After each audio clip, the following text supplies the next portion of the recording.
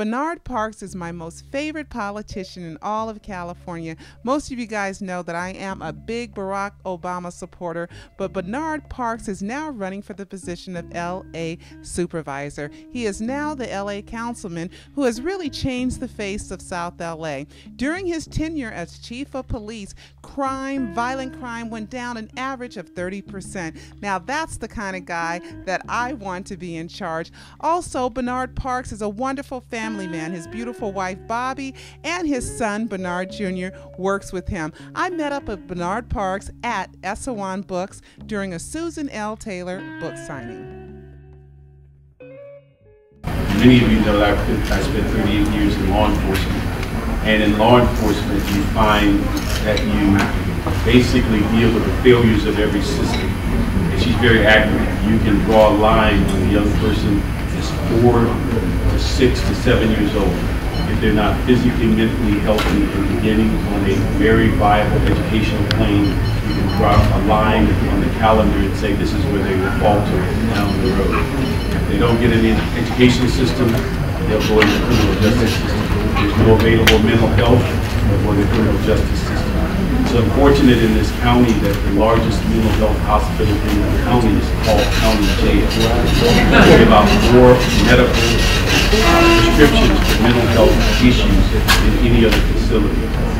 Any system that fails, whether it's dealing with homelessness, and we do have to also break down what is homelessness. We have this tendency to believe you find a home for someone, you solve their problem, and in effect, you have to get into the mental illness, addiction, drugs, alcohol, the illiteracy, returning convicts from prison, and then you got to find out all those people who prey on that first 4 or 5 before you can get to the point of talking about whether people should have a home to finish survival. I think it's so important that in a very short time, I want to thank you also for the Respect Me campaign, that you took a very active role, and where Susan said enough's enough when she said we don't need to buy this material that calls our ladies names. We don't have to buy this material that sends a message where people are saying these words without even reflecting on the negative impact.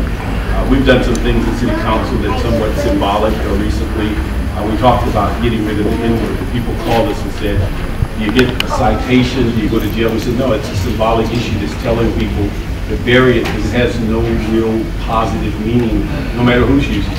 And we've had that excuse for years, saying, well, if we just call each other that, it's okay. But if somebody else calls us that, I'll get upset.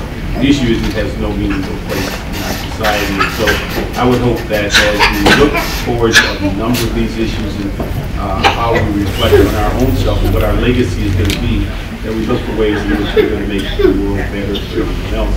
One of the things that we're going to try to do in this store, so that Susan is here, we've got other book signings, but my office is going to spearhead where we, in March, begin to look at Women's Month, which is in March, that we begin to look at all of our local women's organizations. So I was talking to Maxine Waters with the Black Women's Forum, that we look at Women on Target, that we come here in March on a specific date, and all of us provide funds to this store to keep it open so that we have this viable legacy. But what we also do, what I'm going to do with our funding, is to give out certificates to Crenshaw High School and let them come in and buy several $100s worth of books for their library. Audubon High School to come in and buy books for their library. That is the way in which we keep it.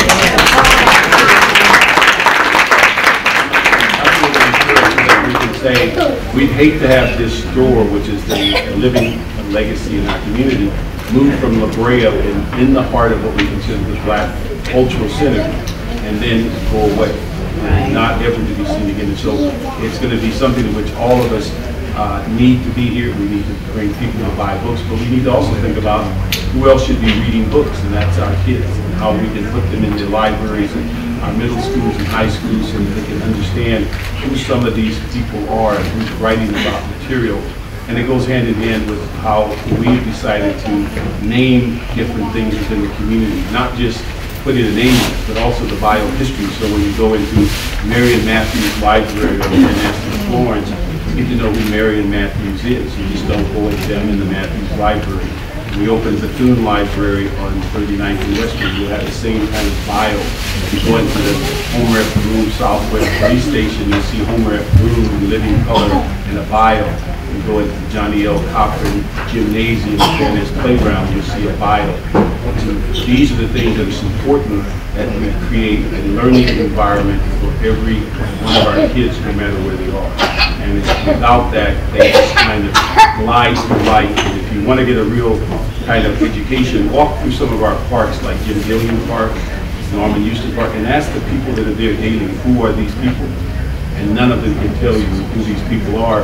But at some time, somebody thought they were worthy of being named, being used as a naming right for that facility. But yet today's youngsters don't have a clue.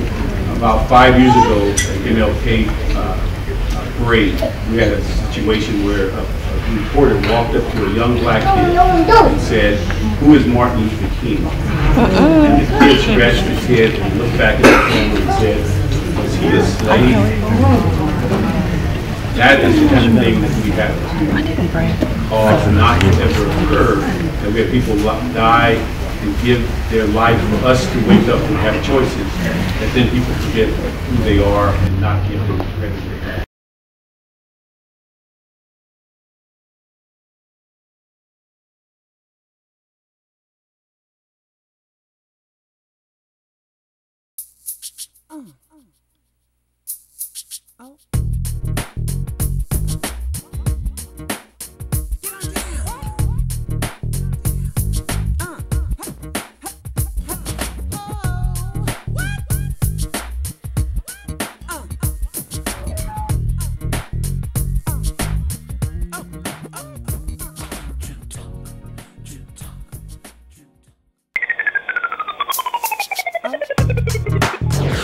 Behind the scenes of the Michael Jackson trial was just as interesting as the trial itself. A lot of stuff is going on at this point. This is his darkest hour. We're here for him. We love him.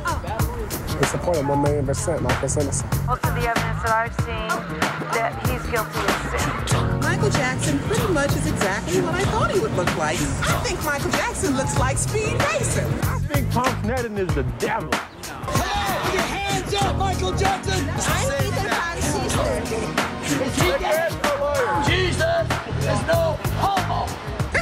Lots and lots of girly magazines. The father, Joe Jackson, shoots bubbles. I want to talk about this mama. Diane Diamond gets her butt up in the mix. Just shoot sometimes, Diane! I think he's very misunderstood. Very misunderstood. Very misunderstood. Peace out. Behind the scenes at the Michael Jackson trial. Available at Amazon.com.